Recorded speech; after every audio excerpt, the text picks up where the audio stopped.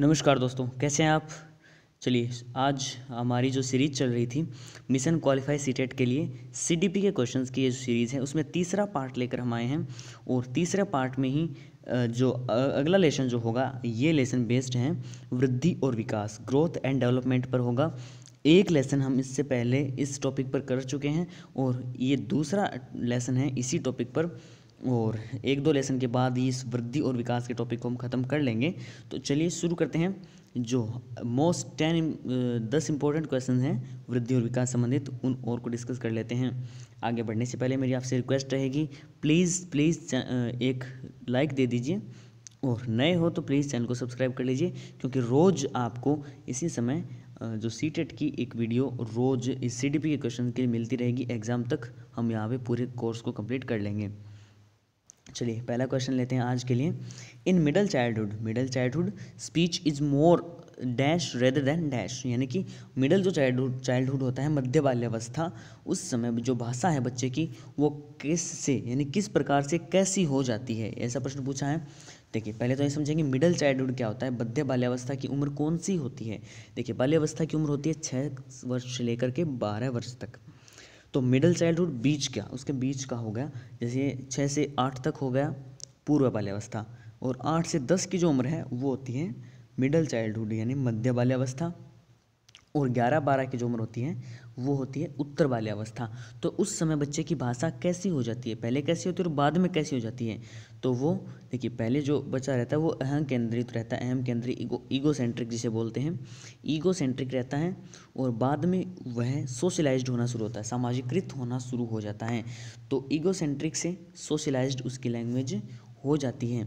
तो option B right answer होगा, ego centric से सोशलाइज्ड, अहम केंद्रित से सामाजिकृत। कैसे कि पहले अपने आप में केंद्रित रहता है और जैसे जैसे समाज के संपर्क में, क्योंकि 8 से 10 के बीच में की अवस्था ऐसी है जब बच्चा घर में कम और समाज में ज़्यादा गतिविधि करता है तो सामाजिकृत उसकी भाषा होने लगती है।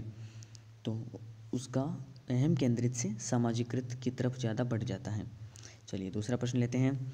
विच one of the following statements best sums up the relationship between development and learning, यानी कि नीचे जो कथन दिए गए हैं वो विकास और अधिगम, सीखना और विकास के बीच में सबसे अच्छे रूप में कौन सा जोड़ता है, सबसे अच्छा कौन सा बताता है।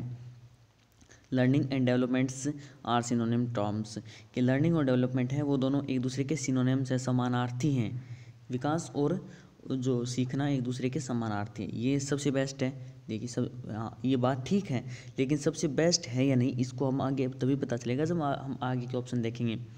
Learning and development are inter related in a complex manner, कि अधिगम और विकास एक दूसरे से जटिल तरीके से संबंधित है, जटिल तरीके से एक दूसरे से जुड़े हुए हैं, कॉम्प्लेक्स मैनर में एक दूसरे से जुड़े हुए हैं लर्निंग और डेवलपमेंट। हाँ ये भी बात सही है। क्या ये सर्वश्रेष्ठ है, आगे पढ़ेंगे तभी पता चलेगा। Development is independent of learning, जो डेवलपमेंट है, विकास है, वो लर्निंग से जो सीखना है उससे स्वतंत्र है, एक अलग है उससे।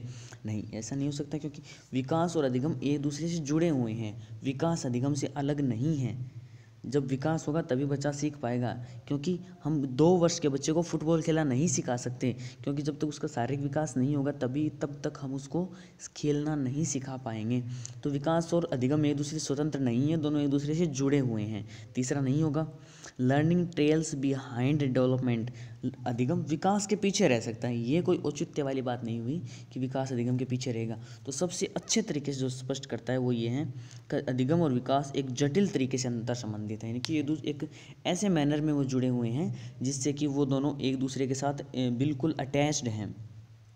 तो ऑप्शन बी राइट आंसर होगा, ऑप्शन बी। चलिए तीसरा क्वेश्चन है। Human development is based on certain principles, which of the following is not principle of human development, कि जो मानव विकास है वो जो कुछ सर्टन प्रिंसिपल है, उसके सिद्धांत है, उन पर बेस्ड होता है, उन पर आधारित होता है। तो नीचे दिए गए ऑप्शंस में से कौन सा ऐसा सिद्धांत है, इज नॉट, नोट आ गया ना, जो संबंधित नहीं है, कहने का अर्थ है मानव विकास का कुछ विशेष सिद्धांतों पर आधारित होता है। तो नीचे दिए गए हैं उनमें से कौन सा मानव विकास का सिद्धांत नहीं है। ऑप्शन ए कंटिन्यूटी, सीक्वेंशियलिटी या जनरल टू स्पेसिफिक। रिवर्सिबल कौन सा नहीं है? देखिए कंटिन्यूटी, निरंतरता का सिद्धांत होता है विकास में। निरंतरता के सिद्धांत से तात्पर्य है कि विकास जन्म पूर्व यानी प्रसव अवस्था से लेकर के और मृत्यु पर्यंत तक चलता रहता है, निरंतर है विकास, कंटिन्यूटी का सिद्धांत है।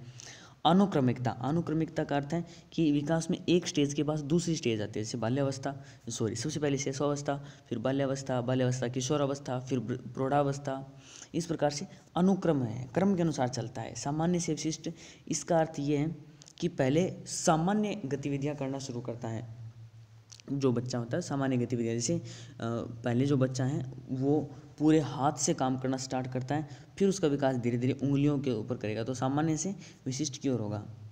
ठीक है, प्रतिवर्ती, मुड़ाव का सिद्धांत ये नहीं होता, रिवर्सेबल नहीं होता विकास का सिद्धांत, तो ऑप्शन डी राइट आंसर होगा। विकास के सिद्धांत में रिवर्सिबिलिटी का कोई स्थान नहीं है। चलिए चौथा क्वेश्चन लेते हैं। Understanding is the principle of development of a child helps a teacher इन। समझना, जो डेवलपमेंट के प्रिंसिपल हैं, जो विकास के सिद्धांत हैं, उनको समझना शिक्षक के लिए क्यों आवश्यक है? देखिए बहुत अच्छा क्वेश्चन बनता है कि आप विकास के सिद्धांत क्यों पढ़ रहे हो, कक्षा में आप विकास के सिद्धांतों को किस प्रकार से काम में ले सकते हो, कहाँ काम में लोगे इन सिद्धांतों को, आप कहाँ काम आएंगे, क्योंकि कोई ऐसी बुक की किताब तो है नहीं सब्जेक्ट्स में कि वहाँ पे आपको सिद्धांत पढ़ाने पड़े, तो आप उन सिद्धांतों को कहाँ उपयोग में लेंगे। ऑप्शन देखते हैं। Identifying the social status of the learner, कि बच्चे का जो सोशल स्टेटस है, सामाजिक स्थिति है, उसको पहचानना। Identify the economic background of the learner, आर्थिक बैकग्राउंड को पहचानने में काम आते हैं, सामाजिक और आर्थिक में विकास के सिद्धांत काम नहीं आते। बिल्कुल सटीक क्लियर कट, इनको हम डिलीट कर देंगे ऑप्शंस को। अगला, rationalizing why the learning ought to be taught, कि बच्चों को क्यों पढ़ाना चाहिए, इसके बारे में सीखने के लिए। या effectively catering to the different learning style of the learning, बिल्कुल सही जवाब ये इसका होगा कि बच्चे की स्थिति, बच्चे का अधिगम शैली क्या है, बच्चा किस प्रकार से सीखता है, इस चीज़ को समझने के लिए हम विकास के इन सिद्धांतों को पढ़ते हैं। ये सिद्धांत हमारे विकास के काम आते हैं। क्यों आते हैं, दोबारा देखते हैं कि शिक्षार्थियों की जो भिन्न अधिगम शैलियाँ हैं उनको प्रभावी रूप से संबोधित करने में आत्मीयता आती है, यानी कि हम ये जान पाएंगे कि बच्चा कैसे सीखता है, क्या इसकी सीखने की शैली है, तो उस समय विकास के सिद्धांत काम आते हैं। अगला प्रश्न लेते हैं। Students observe fashion shows and try to imitate models, this kind of imitation may be called, यानी कि बच्चे एक फैशन शो को देख करके, उन मॉडल को देख करके कुछ सीखने की कोशिश करते हैं, तो इस प्रकार के सीखने को क्या कहेंगे। देखिए बांडुरा ने बहुत एक प्रयोग किया था अपना, जिसमें बच्चों को कोई फिल्म दिखा करके और उनका अलग अलग व्यवहार को देखा था, उसके बाद उसने प्रतिपादित किया कि बच्चे समाज को देखकर सीखते हैं। तो ये वही उदाहरण है कि फैशन शो को देखकर उसका अनुकरण करना, किसका उदाहरण होगा, सामाजिक अधिगम का सिद्धांत, या सोशल लर्निंग से कहेंगे, सोशल लर्निंग ये होगा, तो ऑप्शन सी राइट होगा, सोशल लर्निंग, सामाजिक अधिगम का सिद्धांत। अगला क्वेश्चन है, theory of social learning emphasize on the which of the following factors, जो सोशल लर्निंग की जो थ्योरी है, सामाजिक अधिगम का सिद्धांत है, वो निम्नलिखित में से किस पर बल देता है, किस चीज़ पर आधारित है सामाजिक अधिगम। नेचर, न्यूट्रियर, एडेप्शन, इमिडेशन, किस पर आधारित है। नेचर, प्रकृति पर आधारित है, पोषण पर आधारित है, या अनुकूलन पर आधारित है, अथवा पाठ संशोधन पर आधारित है।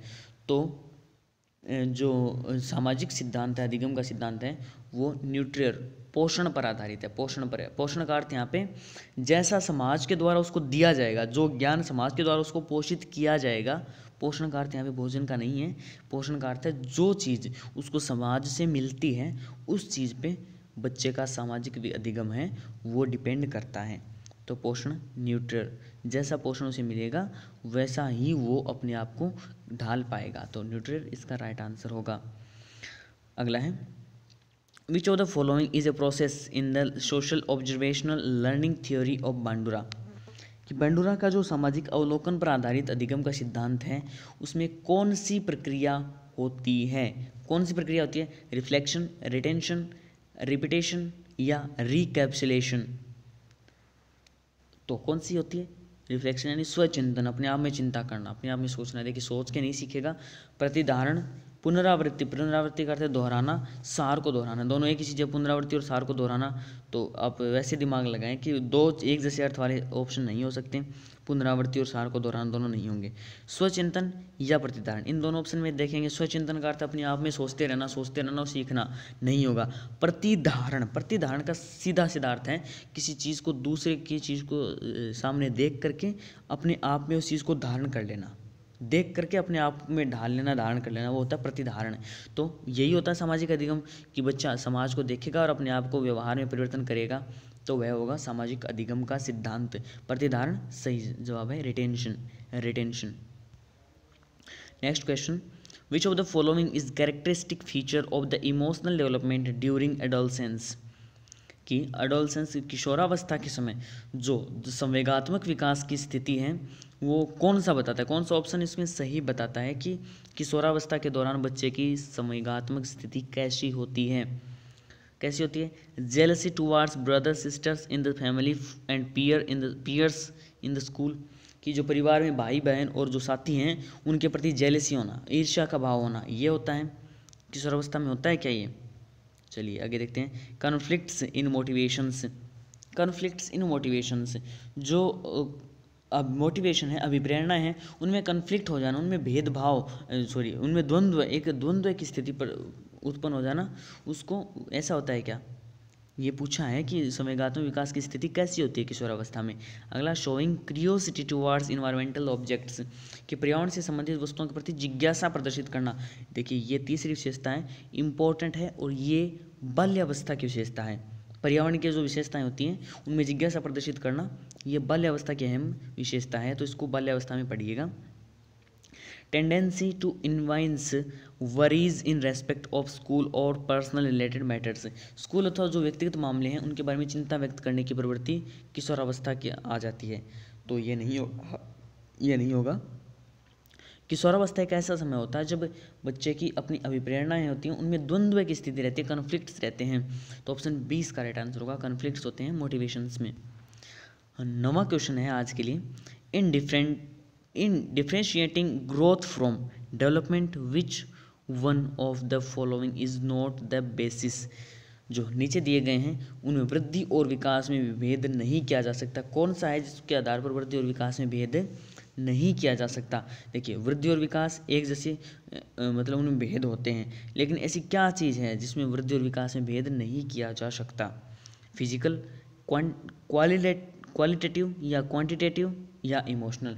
शारीरिक वृद्धि, शारीरिक जो होती है वृद्धि उसका अलग पता चलता है, विकास की शारीरिक नहीं होता, यानी वृद्धि और विकास उसमें भेद किया जा सकता है। गुणात्मकता, यानी कि देख करके गुणात्मकता आकलन किया जाए, वो गुणात्मकता उसमें भेद किया जा सकता है।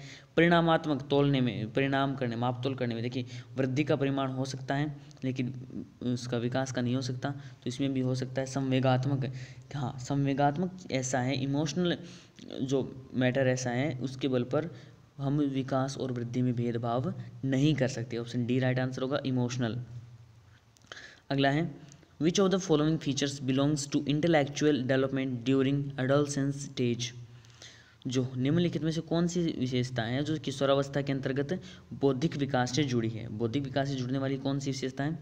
नैतिक विकास, अभिप्रेरणा का द्वंद्व, अपसारी चिंतन की क्षमता अथवा नायक पूजा, कौन सी विशेषता है। Capacity of convergent and divergent thinking, convergent और डिवर्जेंट थिंकिंग के बीच की जो क्षमता है उसको प्रभावित करने वाली कारक है वो किशोरावस्था के अंतर्गत आता है, तो ऑप्शन सी राइट आंसर होगा। तो फ्रेंड्स ये थे सीडीपी के टॉप 10 एमसीक्यूज़ जो ग्रोथ एंड डेवलपमेंट से थे, दूसरा पार्ट इनका है, ये इनके आंसर की है। आप बाद में डाउनलोड करके जो पीडीएफ फाइल डाउनलोड करोगे उसमें आंसर की से आप क्वेश्चन देख सकते हो रिवाइज करने के लिए। और ये आपका चैनल जिसको आप सब्सक्राइब कर लीजिए अभी तक नहीं किया है तो, और बेल आइकन को भी ऑन कर लीजिए ताकि जब भी आपको सीडीपी का जो वीडियो हो आपको अपलोड होते ही आपके पास मैसेज आ जाए। और प्लीज़ अब यहाँ तक पूरा वीडियो देखा है तो एक लाइक तो बनता है, प्लीज़ एक लाइक कीजिएगा और कमेंट में बताइएगा कि मैं अपने जो इन लेक्चर हैं या ये वीडियो है इसमें किस प्रकार से और सुधार कर सकता हूँ और बेटर वे में आपको समझा सकता हूँ। प्लीज़ अपनी राय ज़रूर दीजिएगा। थैंक यू, बने रहिए एम विद राकेश के साथ, क्योंकि लड़ाई एक पहचान की है।